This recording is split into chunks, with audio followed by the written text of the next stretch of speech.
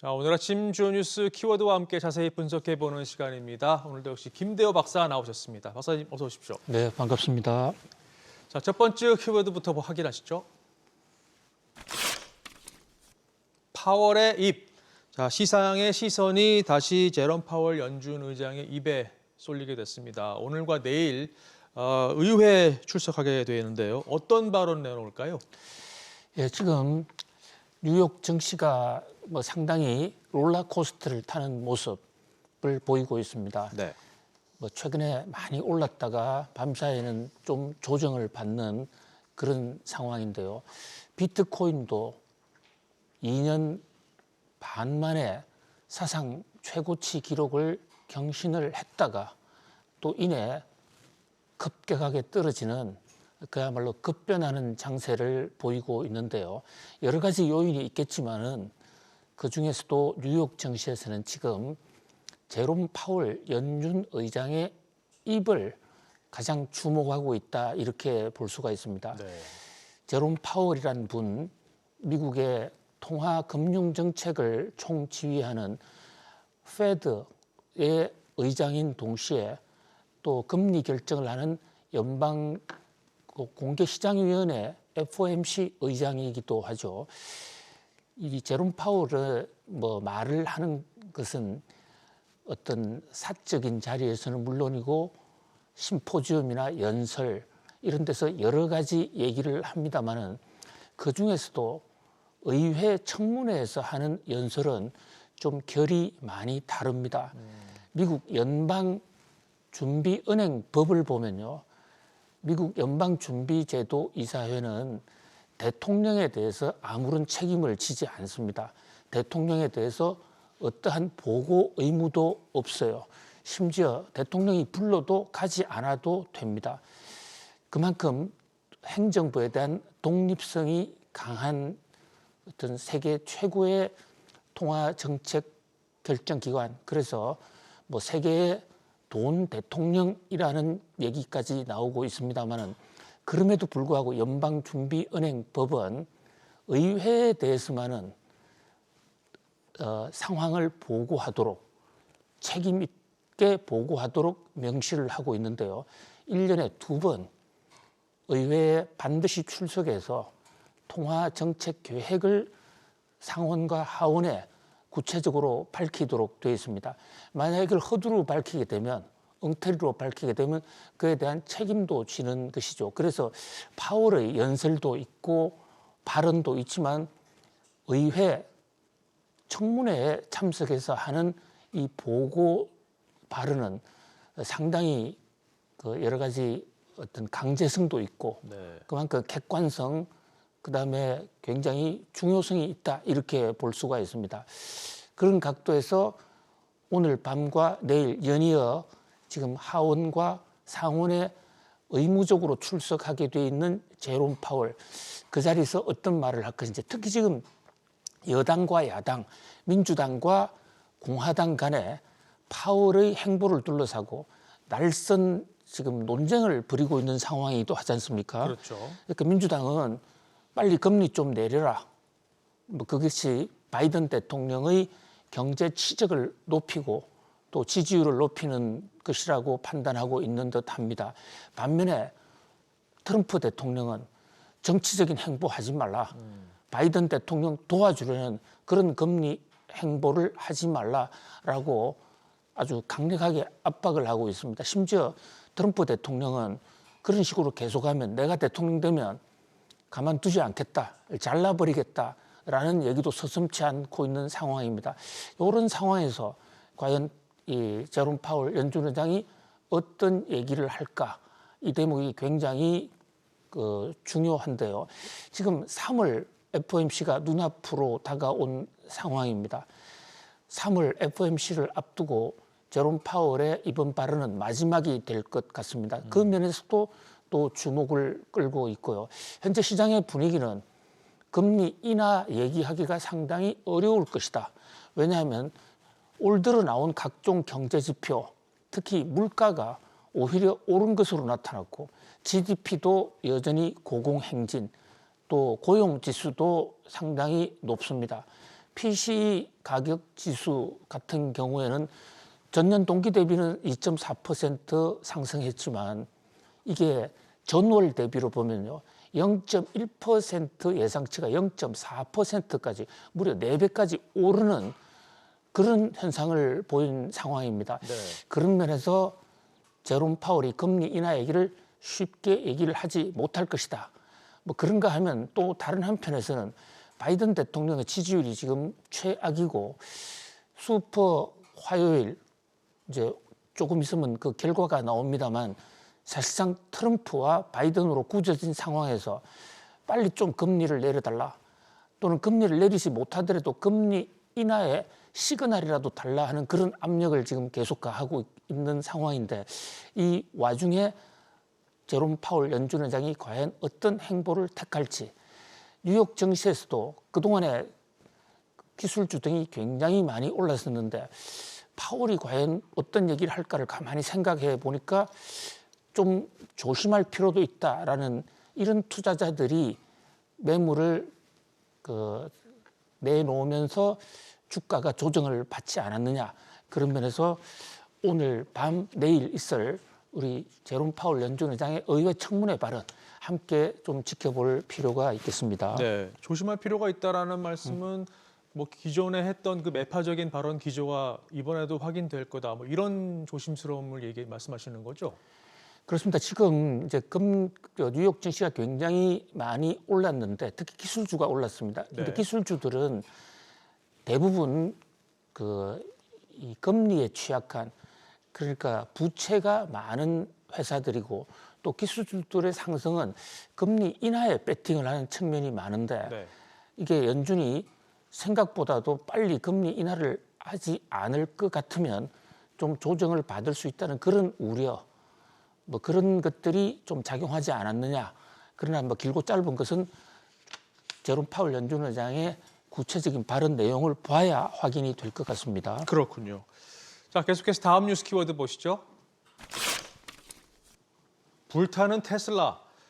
테슬라 주가가 간밤에 또 떨어졌습니다. 어제도 큰 폭으로 떨어졌는데 이틀 연속 지금 낙폭을 키우고 있는 모습인데요. 오늘은 독일 공장에서 정전으로 인해서 이 가동이 중단됐다는 소식이 악재로 작용을 했습니다. 이 안 좋은 뉴스가 계속해서 크게 부각되는 모습인데 이거 어떻게 봐야 될까요? 예, 지금 테슬라가 상당히 어려움을 겪고 있습니다. 중국에서 영업이 잘 안 되고 네. 특히 중국 비아디와의 경쟁 때문에 시장 확대에 애로사항 가격을 낮춰도 판매는 떨어지는 최악의 상황을 맞고 있죠. 이런 상황에서 테슬라는 유럽의 공장 확대로 그 돌파구를 마련하려고 나름대로 애를 쓰고 있는데요. 이 독일 공장에서 전기 공급이 차단돼서 생산이 중단이 됐거든요. 그런데 왜 이렇게 갑자기 전기 공급이 중단됐느냐 조사를 해보니까 아직도 뭐 경찰 조사까지는 나오지 않았습니다만은 네. 인근에서 테슬라의 전원 공급을 차단하기 위해서 일부러 불을 냈다. 방화를 내서 인근 지역에 지금 화재가 일어나고 있고 그 화재로 인해서 전기 공급이 차단됐다는 겁니다. 네. 뭐 사고는 화재라든지 이런 것은 언제든지 있을 수 있는 겁니다만은 이것이 어떤 단체에서 조직적인 사보타주에 의한 것이다라고 밝혀지면서 상당히 지금 테슬라에 대한 독일 사회에 저항이 있지 않느냐. 뭐 그렇게 된다면 중국에 의해서도 유럽에서도 타격을 받을 수 있다는 그런 지금 우려가 나오는데요. 네. 지금 불칸 그룹회라는 단체에서는 아예 성명을 내서 우리가 사보타주를 한 것이다. 그리고 테슬라 기가 팩토리를 완전히 파괴하고 머스크 같은 테크노 파시스트를 끊어낼 것이다. 라고 사실상 테슬라와의 전면전을 선언을 했습니다. 지금 테슬라가 이 베를린 공장에서요. 공장 확대를 위해서 인근 지역에 여러 가지 복지 시설도 늘리고 또 여러 가지 생산 시설도 확대하고 있는 중인데 네. 그 확대 대상이 되어 있는 땅이 대부분 환경 보호로 그동안에 보호받던 지역이다 이런 측면에서 지금 독일의 환경단체들, 이 불칸 그룹페라는 정치 단체 외에도 일반 환경단체들조차도 지금 테슬라 공장 인근에 꿀뚝에 올라가서 고공행진 시위를 하고 있는 상황이거든요. 네. 뭐 그런 상황을 놓고 볼 때 독일에서의 반 테슬라 움직임은 좀 더 확산될 가능성이 있지 않겠느냐. 뭐 이런 것들이 뉴욕 증시에서 테슬라의 그 주가를 떨어뜨리는 요인으로 작용을 한 것으로 보입니다. 아무튼 이 테슬라가 과연 유럽에 시설을 여하히 확대할 수 있을는지, 이 대목은 테슬라의 또 한 차원 더 발전을 위한 중대한 관건이다, 이렇게 네. 볼 수 있겠습니다. 단순히 공장 가동이 멈춰서 손실이 발생했다 이 차원이 아니라 반 테슬라 움직임이 좀 본격화할 거라는 그런 우려가 커졌기 때문이군요. 알겠습니다. 자, 다음 뉴스 키워드 보시죠. 애플의 덫. 자, 어려운 건 테슬라뿐만 아니라 애플도 그렇습니다. 중국 내에서 아이폰 판매량이 20% 넘게 급감했다는 소식이 나오면서 이게 또 악재로 작용을 했는데요. 가격 인하까지 동원을 했는데 결국은 경쟁사들 지금 뒤쫓아오는 거를 지금 뿌리치지 못하고 계속해서 지금 시름시름 앓고 있는 상황입니다. 이게 덫으로 작용을 할 거란 분석도 나옵니다. 어떻게 보십니까? 네, 애플과 테슬라가 요즘 뉴욕 증시에서 가장 좀 실망스러운 결과를 보여주고 있는 그런 모습인데요. 두 애플과 테슬라 두 회사는 그 잘 나간다는 매그니피센트 세븐에서도 빼야 된다, 제외해야 된다는 얘기가 나오고 있는 상황입니다. 네. 두 회사의 공통점은 AI의 낙오자다 하는 이런 측면도 있지만요. 보다 근본적으로는 두 회사의 중국 의존이 그동안 너무 심했다, 이렇게 볼 수 있습니다. 실제로 애플과 테슬라는 중국에 대규모 생산 시설을 짓고 또 중국에서 대부분 수출을 하는 이런 중국 의존형으로 성장을 해왔습니다. 그런데 지금 중국에서 일어나고 있는 반미국 열풍, 뭐 좋게 보면 중국 애국주의라고도 할 수 있죠. 이런 네. 중국 애국 국뽕 물결에서 더 이상 테슬라와 애플 물건을 사지 말자라는 이런 바람이 중국에서 본격적으로 일고 있는 것이죠. 그래서 전체적으로 중국 경제가 어렵기 때문에 애플이 좀 판매가 둔화된다고 그러면 중국 경제 회복 후를 노려볼 수도 있겠지만은 지금 아이폰 같은 경우에는 화웨이 제품은 판매 증가율이 60%가 훌쩍 넘어요. 네. 그런데 지금 애플은 감소세거든요. 그렇다면 중국 경기 회복 여부와 관계없이 이미 애플은 중국 시장에서 스마트폰은 끝났다라고도 볼 수가 있습니다. 5년여 전에 삼성전자의 갤럭시가 중국에서 거의 퇴출되는 그런 모습하고 굉장히 비슷한데요. 미중 무역 갈등이 계속되면 애플은 더 큰 충격을 받을 수도 있습니다. 자, 가격 할인을 하면 통상적으로 박리담회라고 그래서 판매량은 늘어나야 됩니다. 근데 가격을 내릴수록 더 안 팔린다? 이게 바로 하나의 애플의 덫이다. 지금 테슬라도 마찬가지입니다만 시장에서는 가격을 내림에도 불구하고 왜 더 안 사느냐. 자, 이것은 우선 품질이 중국산에 비해서 비교 우위가 별로 없다. 그리고 지금 애플이나 테슬라 가격을 내리고 있지만 가격을 더 내릴 수 있다. 그러니까 좀 더 기다려보자. 이것이 소위 가격 인하의 역설이거든요. 그렇군요. 근데 가격 인하의 역설에 걸렸다는 얘기는 그만큼 어렵다는 하나의 반증이기도 합니다. 아무튼 이 애플과 테슬라가 이 중국의 덫에서 과연 어떻게 탈출할 수 있을지 세계가 주목하고 있습니다. 네. 자, 다음 뉴스 키워드 보시죠.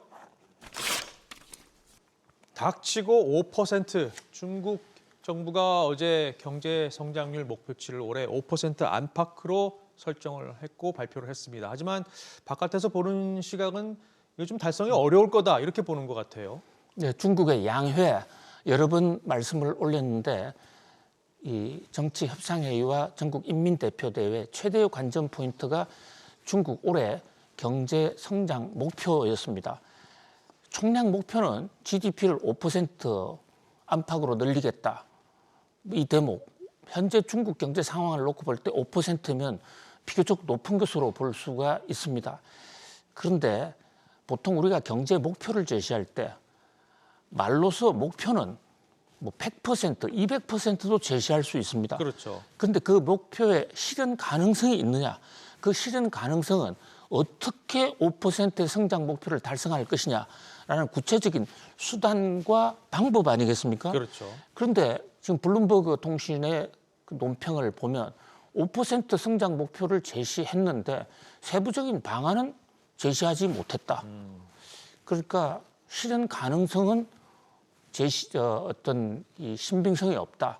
거기다가 알라시스 가르시아 같은 분은 자, 중국이 5%를 목표를 제시했다는 것은 중국 경제의 현 상황이 얼마나 심각한지 당국이 전혀 모르고 있다는 사실을 드러낸 것이다. 그런 면에서 한심하기조차 하다. 이런 지금 논조거든요. 그런 면에서 5%, 말로만 5%, 닥치고 5% 그렇게 되던 시절이 좀 지났다. 그런 면에서 중국 경제를 불안하게 보는 시각도 있다. 실제로 홍콩 증시 같은 경우에는 5% 성장 목표를 발표한 이후에 주가가 떨어지는 현상을 보이기도 했습니다. 네. 그리고 앞으로의 결국 관전의 포인트는 중국이 과연 5%를 달성할 수 있는 구체적인 실현 방안을 제시하느냐에 달려 있다고 볼 수 있겠습니다. 올해는 세부적인 방안이 안 나왔다고 쳐도 그러면 기존에 앞서 발표할 때는 나왔었나요? 종전에 그러니까 2년 전으로 올라가면 구체적으로 어떤 부동 인프라 특히 GTX 같은 걸 얼마나 깔겠다든지 또 건설 공급을 얼마 하겠다든지 이런 구체적인 있었더랬어요. 아, 그렇군요. 그런데 뭐 올해는 리캉이라는 그 국무원 총리 기자회견도 취소하지 않았습니까? 그렇죠. 그 취소한 이유 중에 하나가 기자가 물어볼 수 있는 첫 번째 모범 질문이 5% 성장을 제시했는데 어떻게 달성하실 겁니까? 네. 요거 답하지 않겠다는 얘기거든요. 아. 뭐 그런 면에서도 리캉의 기자회견이 취소된 것만 봐더라도 그만큼 중국이 구체적인 툴을 아직까지는 마련하지 못하고 있다. 네. 이렇게 볼 수 있겠습니다. 그렇군요. 자, 오늘 마지막 뉴스 키워드 보시죠. GNI 착시, 국민 총소득, 지난해 우리나라의 1인당 국민 총소득이 33,000달러를 회복은 했습니다. 그러면서 이제 대만에 앞섰다는 뉴스가 나왔는데 이게 착시라는 분석도 나옵니다. 예, 지금 우리나라의 국민 소득을 자그마한 섬나라 대만하고 비교하는 게 참 자존심이 많이 상해요. 그렇죠. 한국은행이 GNI를 발표한 이후에 대만과의 비교가 초점을 맞췄고 대만을 1년 만에 따라잡았다라는 보도가 잇따라 나오는데요. 실제로 따라잡았을까요? 환율 요인이 상당히 더 큽니다. 그러니까 대만은 환율이 많이 올랐고 우리나라는 환율이 덜 올랐습니다. 그래서 실질적인 GDP로 볼 때 과연 따라잡았을까? 거기에 대해서도 회의가 드는데요. 그보다 더 근본적인 것은 우리 지금 2년 전보다도 GNI 못한 상태고 근데 일본은 지금 상승하고 있거든요. 그런 면에서 우리 구조적인 그 인구 감소 또 성장 잠재력의 하락 속에 과연 현재 우리 GNI가 충분한 것인지 이 숫자가 얘기하고 있는 겉으로 드러난 모습뿐만 아니라 속에 담긴 모습도 좀 찬찬히 들어봐야 하지 않겠느냐. 한국 경제 GDP, GNI 그렇게 썩 좋은 상황은 아니다라고 말씀드릴 수 있겠습니다. 네. 자, 오늘 짚어본 뉴스 키워드 다시 한번 보실까요? 파워레입, 불타는 테슬라, 애플의 덫, 닥치고 5% 그리고 GNI 착시까지 짚어봤습니다. 박사님 오늘도 도움 말씀 고맙습니다. 감사합니다.